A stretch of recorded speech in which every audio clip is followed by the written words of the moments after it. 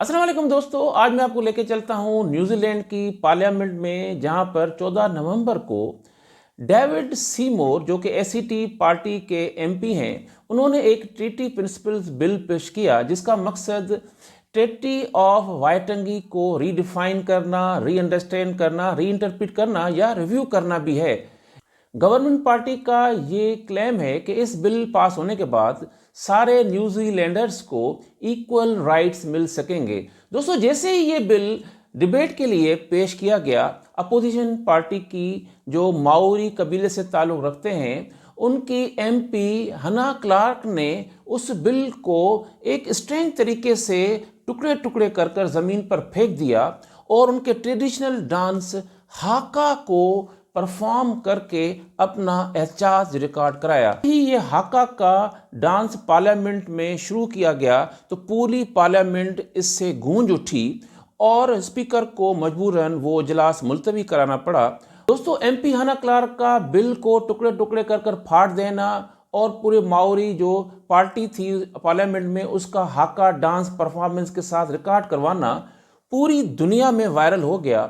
और उसके बाद न्यूजीलैंड में जगह जगह पर प्रोटेस्ट होना शुरू हो गए।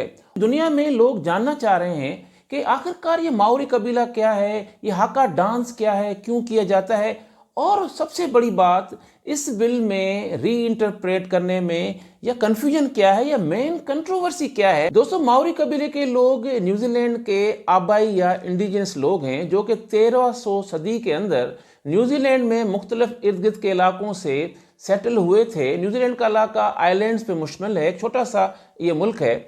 उसमें उन्होंने अपना रिच कल्चर, लैंग्वेज ये डेवलप की। और इनके कल्चर की ख़ास बात यह है कि ये जिस्म पर टैटूज़ बनाते हैं। इनका एक ख़ास लैंग्वेज है जिसको टी रियो के नाम से जाना जाता है, जो कि अभी न्यूजीलैंड की ऑफिशियल लैंग्वेज भी है। हाका डांस परफॉर्मेंस इनके कल्चर की एक बहुत नुमायाँ जो है वो खुसूसियत है। ये हाका डांस जो है मुख्तलिफ सेरेमनीज में परफॉर्म किया जाता है, जिसमें बर्थडे सेरेमनी है, वेडिंग्स हैं या खुशी का मौका है, किसी की मौत मैयत पर या फ्यूनरल पर भी ये परफॉर्म किया जाता है। और सबसे बड़ी बात, ये जंग के मैदान में जंग से पहले जो है दुश्मन को जो है वो डराने के लिए, दुश्मन के ऊपर खौफ की फिजा तारी करने के लिए ये पेश किया जाता है। 1840 में एक ट्रेटी साइन हुई जिसका नाम ट्रेटी ऑफ वाइटंगी है। ये मुआहदा उस वक्त के जो 500 तकरीबन माओरी कबीले के सरदार थे उनके दरमियान और बरतानिया के जो क्राउन थे उनके दरमियान तय पाया। अब ब्रिटिशर्स के और माओरी कबीले के दोनों इंटरेस्ट इस मुआहदे में शामिल थे।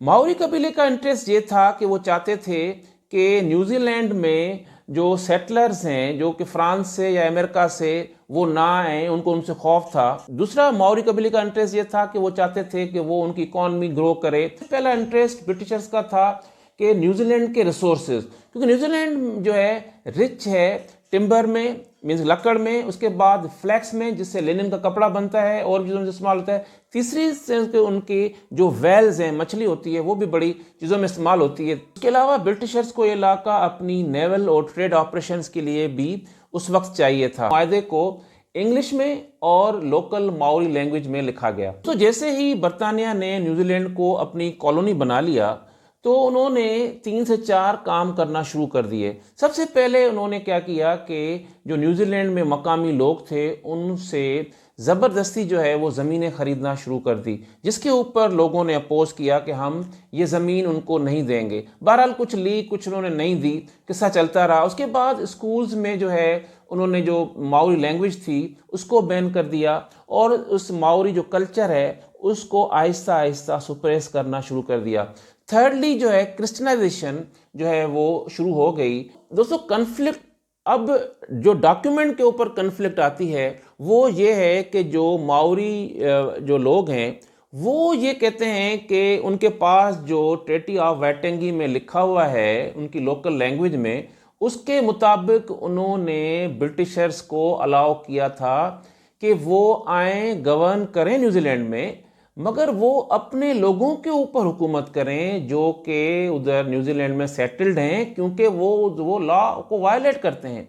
مگر جو لینڈ ہے یا نیوزی لینڈ کے جو لوکل لوگ ہیں ان کو رول کرنے کا ان کی جو بھی ان کے جو پاورز ہیں وہ سارے نیوزی لینڈ کے لوکل لوگوں کے پاس ہے۔ اب اس بات کو جو گورنمنٹ ہے وہ ماننے کو تیار نہیں ہے، وہ اس لیے چاہتی ہے کہ اس بل کو ری انٹرپریٹ کیا جائے، ری ڈیفائن کیا جائے، تاکہ جو رائٹس ہیں سب کو ایکول مل سکیں۔ امید ہے کہ آپ کو یہ ویڈیو میری پسند آئی ہوگی، اس کو لائک کریں، شیئر کریں اور میرے چینل کو سبسکرائب کریں۔ بہت شکریہ۔